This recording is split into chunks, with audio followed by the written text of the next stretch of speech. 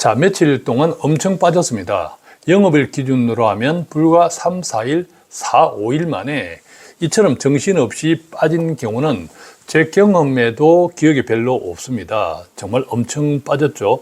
주식뿐만 아니라 안전하다고 믿고 있는 금, 그리고 가상화폐는 말할 것도 없고 미국 국채도 많이 빠졌습니다. 그렇게 생각하면 특히 주식 같은 경우에는 지금은 매수해야 될 때가 아닌가, 저가 매수 타이밍이 아닌가 생각할 수 있죠. 실제로 며칠 전 미국 주식시장에도 이 같은 현상이 그대로 나타났습니다. 불과 10분 사이에 매수가 쏟아지면서 불기둥으로 치솟았거든요. 자, 그런데 반대로 지금 아직도 관세 전쟁이 벌어지고 있고 각국의 상대 나라들의 보복 관세 또 트럼프의 맞대응 등등이 계속 기다리고 있다. 이 같은 형국에서는 더 기다려야 한다. 더 빠질 수 있다. 이런 생각도 할 수 있는 거죠. 그래서 지금 살까 기다릴까 이런 고민. 그 다음에 이런 고민도 있습니다. 내가 가지고 있는 상품들이 주식이든 뭐 금이든 다 물려서 국채든 그래서 많이 빠졌단 말이에요. 그렇다면 지금 이것을 지금이라도 들고 나가는 것이 좋을까? 더 버티는 것이 좋을까? 이런 고민에 빠진 분들도 많죠. 아마 후자가 더 많지 않을까 생각합니다. 그래서 지금 살까 기다릴까? 지금 가지고 있는 것을 지금이라도 손해보고 들까? 아니면 버틸까? 자, 우선 지금은 주식이 많이 떨어졌죠. 자, 그러다 보니까 조금만 찬스, 기회가 되면 내가 바로 살 거야 하는 사람들이 얼마나 많은지부터 말씀드리겠습니다. 미국 시간으로 지난 7일 주식시장은요, 정말 롤러코스터를 탔습니다. 트럼프 대통령이 그날 중국을 제외한 다른 모든 나라에 90일 동안 상호 관세를 일시 중단한다라는 방안을 검토했다라는 결과적으로 가짜 뉴스 때문인데 어쨌든 그 뉴스가 시장에 등장한 그때부터 미국 주식시장의 3대 지수죠. 다우, S&P 500, 나스닥은 정말 무서운 속도로 치솟았습니다. 예컨대 불과 10여 분 사이에 나스닥 지수는 장중 저점과 비교하면 무려 10% 이상 수직으로 치솟았는데 지난 4월 3일, 4일 이틀 동안 이틀 합산 나스닥이 10% 이상 떨어졌죠. 그런데 이틀도 아니고 하루도 아니고 단 10분 사이에 10% 이상 이틀치의 낙폭 정도를 그냥 만회했다. 어마어마하게 불기둥이었다는 거죠. 어마어마한 묻지마 투자가 들어왔다는 겁니다. 그러니까 조그만 기회가 열리면 찬스다 싶을 때 무조건 내가 살 거야. 이런 사람들이 엄청 많다라는 뜻인데 아마 그렇게 짧은 시간 동안 그렇게 엄청난 불기둥이 치솟았던 것은 미국 주식시장 역사상 최초가 아닐까. 다우 지수도 마찬가지입니다. 다우 지수는 나스닥이나 S&P 500에 비하면 상당히 미련하게 움직이잖아요. 그 다우 지수조차도 그날에는 일간 변동폭을 기준으로 사상 최대 폭 변동을 기록했다고 합니다. 물론 백악관이 당장 그것은 가짜 뉴스다라고 하긴 하면서 3대 지수는 다시 시초가 수준으로 떨어졌는데 자, 이 같은 현상에서 우리가 느낄 수 있는 것은 조금 전에 말씀드렸듯이 지금 살까 아니면 더 기다릴까 이 두 가지 생각 가운데 지금 살까라는 사람들도 엄청나게 많다는 겁니다. 반대로 더 기다려야겠다라는 사람들의 심리는 지금 살까라는 사람들보다 더 걱정이 많고 더 공포와 두려움에 사로잡혀 있는 사람들이겠죠. 어쨌든 지금 살까라는 사람들도 엄청 많다. 이것을 한번 생각해 보시고 자, 그러면 어쨌든 지금 살까 기다릴까? 일단 주식은 최근 며칠 동안 엄청 떨어졌습니다. 자, 그렇게만 생각하면 지금은 매수 타이밍이다 이렇게 생각할 수 있죠. 다만 채권을 비롯한 소위 안전자산, 금도 마찬가지입니다. 안전자산 비중을 높여야겠다라고 생각하는 것은 그닥 좋은 생각은 아니다 생각합니다. 왜냐하면 지금은 미국 국채 그리고 금, 아까 비트코인 말할 것 없이 다 떨어지고 있는 전형적인 패닉셀 같은 시장의 특성을 보이기 때문에 방향이 바뀔 때 무엇이 더 많이 오를까에 관심을 가지는 것이 좋은데 단연코 주식이 아닐까 생각하기 때문이죠.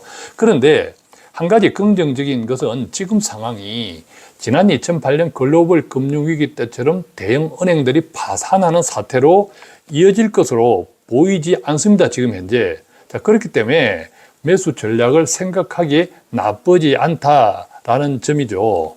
또한 언젠가는 관세 전쟁이 마무리된다고 생각해야겠죠. 자, 그랬을 때는 세계 각국이 한국도 마찬가지입니다. 무역 의존도가 낮아진 상태에서 내수를 부양시켜야겠죠. 그러려면 재정을 들어 부어야 됩니다. 자, 그때 유동성이 공급이 많이 되죠. 자, 그러면 당장 주식시장에도 긍정적일 수 있다. 자, 그런 측면에서는 지금 매수 타임이다. 그것도 괜찮은 생각이다라는 거죠. 그런데 반대로 지금보다 상황이 더 복잡해진다면 물론 충분히 그럴 가능성도 있죠. 그래서 지금은 더 기다려야 할 때가 아닌가라고 생각하는 사람들도 많습니다. 그러면 어떻게 하는 것이 좋을까? 이렇게 보십시오. 자주 말씀드립니다. 분할 매수입니다. 아무도 저점을 알 수 없습니다. 내일 오를지 더 떨어질지 아무도 알 수 없습니다. 선물 지표는 내일 떨어진다고 지금 이 시간 말을 하고 있지만 내일이 되어봐야 알고 또 그 뒷날은 아무도 모릅니다.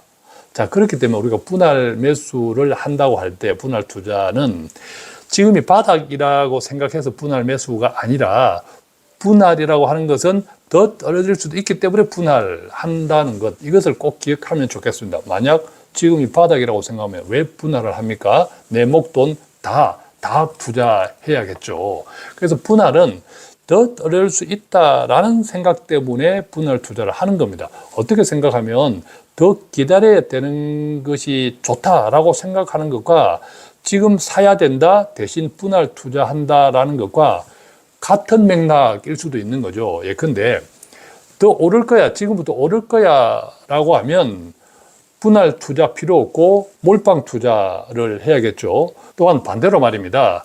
지금은 더 기다려야 되겠다라고 생각하는 사람들도 생각해 보십시오. 만약 더 기다렸다고 생각한다면 그때 어떤 타이밍에 이제 내가 돈이 왕창 들어가야 되겠다고 생각하고 왕창 들어갈까요? 그렇지 못합니다.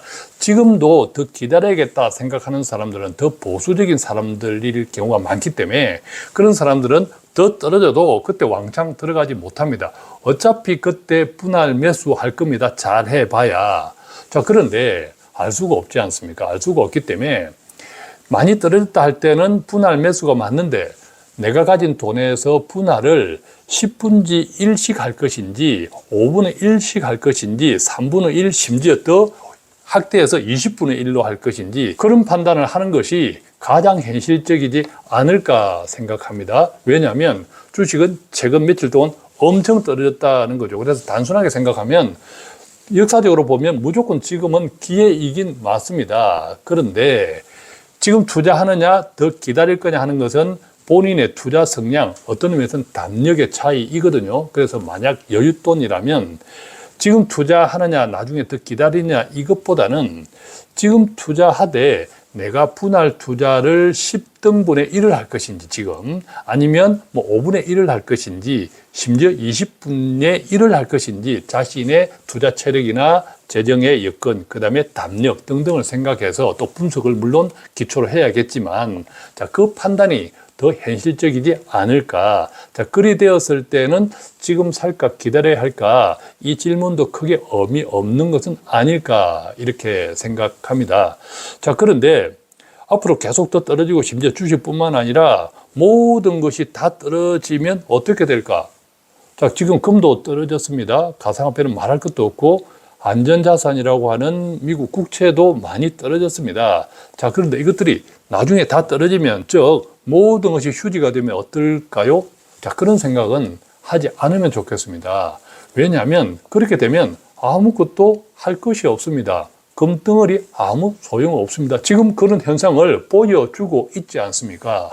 자, 그렇기 때문에 자본주의가 망한다. 이런 유튜브 알고리즘에 내가 들어가면 계속 비슷한 이야기만 내한테 오니까 나는 계속 염려, 불안, 공포에 시달릴 수밖에 없는 거죠. 그것은 굉장히 비현실적이다. 아무것도 할 것이 없다라고 생각한다면 저는 지금이 분할할 수 있는 기회다. 자, 그런데 내가 분할을 10분의 1 분할을 해서 투자할 것인지 그런 정도 분할의 비율을 정하는 것, 자, 그런 정도가 현실이 아닌가라는 생각입니다. 자, 두 번째요. 지금 내가 가지고 있는 종목들이 많이 떨어져서 지금이라도 파는 것이 좋을까? 아니면 버티는 것이 좋을까? 아마 두 번째 질문이 훨씬 더 많은 사람의 현실이라고 생각합니다. 자, 그런데 지금 투자 시장에서도 많은 전문가라는 사람들이 많은 의견을 내고 있지 않습니까? 지금 분할 매수 시작을 해라, 아니다 더 기다려야, 이런 많은 사람들의 다양한 의견들이 있습니다. 그런데 이렇게 말하든 저렇게 말하든 똑같이 비슷한 이야기, 공통적인 이야기를 하는 것이 있다면 그것이 뭐냐면 지금은 팔 때가 아니라는 겁니다. 물론 빚을 내어서 투자했다면 뭐 파산도 생길 수 있으니까 경제적인 생존을 위해서 지금이라도 일부 종목을 파는 것, 즉 줄이는 것이 좋을 수도 있겠지만 그렇지 않다면, 즉 여윳돈이라면 버티는 것이 맞다라고 생각합니다. 채권도 마찬가지입니다. 채권 많이 빠졌죠. 저도 같은 생각입니다. 결국 지나고 보면 투자 성과를 결정하는 것은 돈의 질, 내가 여윳돈인가 아닌가 였다는 점이라고 생각하면, 만약 내가 지금 여윳돈을 가졌다면 저는 지금은 팔 때가 아니다. 단기 급락은 좀 버티는 것이 좋다. 이것은 역사적인 경험치이기도 합니다. 덧붙여 말씀드리자면 단기 며칠 동안의 큰 폭의 하락은 주로 일시적인 요인에 의해서 발생하는 경우가 많죠. 지금은 트럼프가 쏘아올린 관세 폭탄, 관세 전쟁입니다. 그런데 이같이 일시적으로 쏟아지는 이런 이슈들은 결국 제거됩니다. 그죠? 제거되면 빠른 속도로 급하게 회복됩니다. 이것도 좀 기억하실 때, 두 번째 질문, 내가 지금 많이 물려 있는데 지금이라도 청산하는 것이 좋을까 아니면 버티는 것이 좋을까? 저는 여윳돈이라면 버티는 것이 좋지 않을까 생각합니다. 어쨌거나 참 어려운 시장입니다. 그래서 최근 자주 질문 받는 두 가지 질문, 지금이라도 사는 것이 좋을까요? 조금 더 기다리는 것이 좋을까요? 또한 지금 많이 손해보고 있는데 파는 것이 좋을까요? 버티는 것이 좋을까요?에 대한 제 개인적인 의견을 들었는데 투자에 조금이라도 도움이 되었으면 좋겠습니다. 고맙습니다.